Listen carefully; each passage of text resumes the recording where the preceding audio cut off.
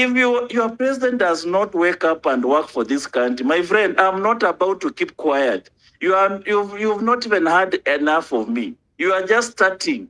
You are crying too early. It's going to be lethal.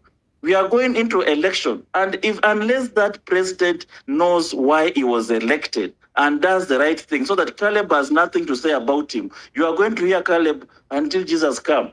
This president must know why he was elected. He's not doing the right thing. I will attack him, and there's nothing you'll do to me because you didn't give me a vote. It's the people of Saboti who are telling me that the president has not built roads in Saboti, that the president is killing young people. Why do you abduct young people when you have a constitution? Why do you abduct people when you have court? We have police cells. If somebody has done something against the constitution, arrest him, charge him. Thus, we have a constitution. We cannot agree ourselves to have a pariah nation where somebody can pick you on the street and you tell us, let us not attack the president, stick to you.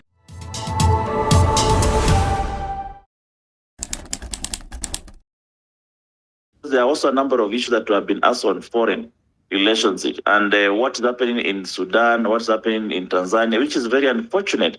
I believe Tanzania is an internal problem that has bedeviled that country, and now citizens are tired. You know, it's a time bomb. It has been boiling for a long time. So Tanzanians do not enjoy the same democratic privilege that Kenyans do. Tanzania is still under the old constitution. Tanzania's election, once the Electoral Commission has announced the election, there is no reprieve at the High Court. There is no going to Supreme Court. They are still in some kind of medieval constitution. And of course, people, the more people get educated, especially in town like Dar es Salaam, Dodoma, Arusha, these are towns that are populated by educated young people. They look at across the world how other countries are managing their democracy, and they think Tanzania is a bit retrogressive. So they have erupted, and I think it is awakening that will not stop. Tanzania has awoken, and it will not stop until there is change in that country. So we'll expect maybe constitutional change will come. We expect things like coalition governments for the first time, unheard of, but we are heading there. So I think it is an internal problem, just like the Sudan, that I don't think Kenya needs to really interfere. Kenya needs to give Tanzania sort their issue. South Sudan sort their issue. That's the way we need to live also Congo. And only offer the brotherly. We are a hegemony of the region. Yes, we don't need to have interference, but we can offer help where we are called upon, help that is not construed as interference. Then the parliament, what is oversight? You are saying, stop attacking the president, stick to your oversight. Parliament is one arm of the government. In the constitutional democracy, there are three arms of government. Parliament is to oversight the executive. Why? How? Through passing laws. They can veto laws passed by the president by 2/3 majority. They can make laws. They can also, appropriate budget and, control budget. Just a minimal control, not necessarily making budget, because budget is made by the executive, but they have a minimal control on appropriation of the budget. Oversight, asking the executive questions, representing the people. That's what parliament does on a daily basis. So you cannot ask a member of parliament that stop attacking the executive, concentrate on the oversight. Attacking the executive is part of the oversight. Oversight is not a church service where one person does the prayer service, the other one does the hymn. You're supposed to attack the president when he's doing the wrong thing. That is an oversight. When the judiciary has subpoenas against the executive on some areas that they think they have gone against the constitution, those subpoenas are not permanent. They are attacking the executive. They are oversighting the executive. They are oversighting.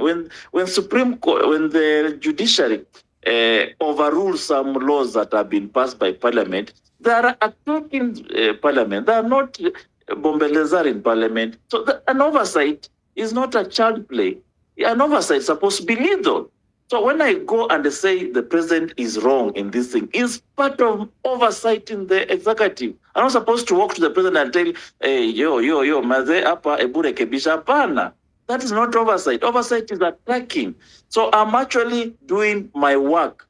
And it is world all over. It's not Kenya alone. You see Republican attacking Democrats attacking Donald Trump. They actually hold press conferences on things that they think Donald Trump is not doing well. They actually hold demonstrations. So you want Kenya to live like it is it's living in a vacuum, and yet we borrowed our constitution from the advanced democracies.